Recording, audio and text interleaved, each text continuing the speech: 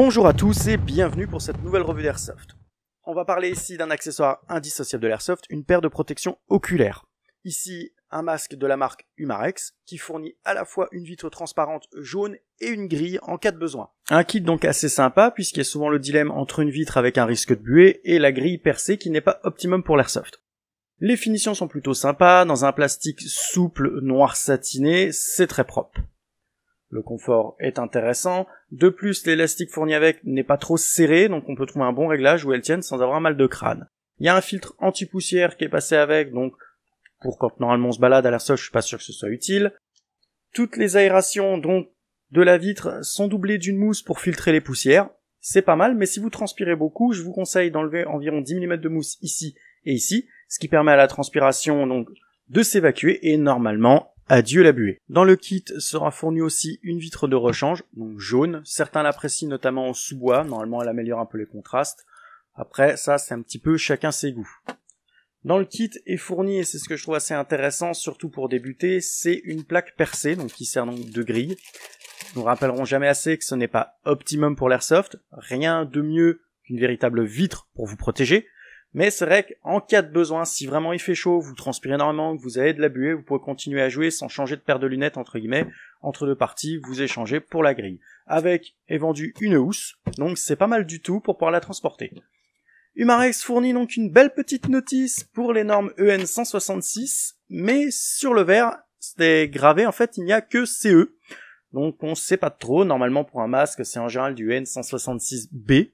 Mais ici, c'est un peu flou, donc à savoir qu'il y a des tests qui avaient été faits sur cette lunette, elle résiste bien. Par contre, les assurances ne prendront pas en compte puisqu'elle n'est pas gravée norme EN 166B.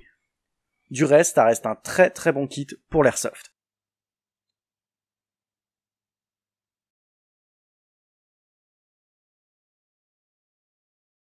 Dans cette deuxième partie de la vidéo, je vais vous montrer comment échanger la vitre avec la grille ou inversement en cas de besoin.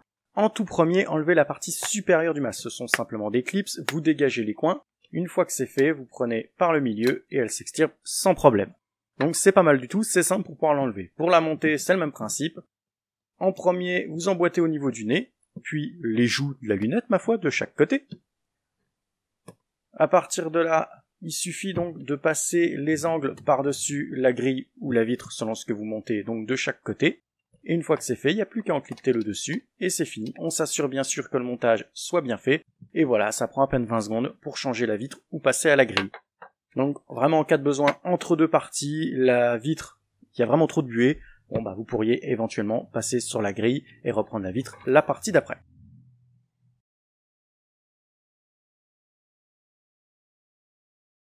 Et nous voici donc à la fin de cette vidéo pour l'avoir un peu plus en détail en photo.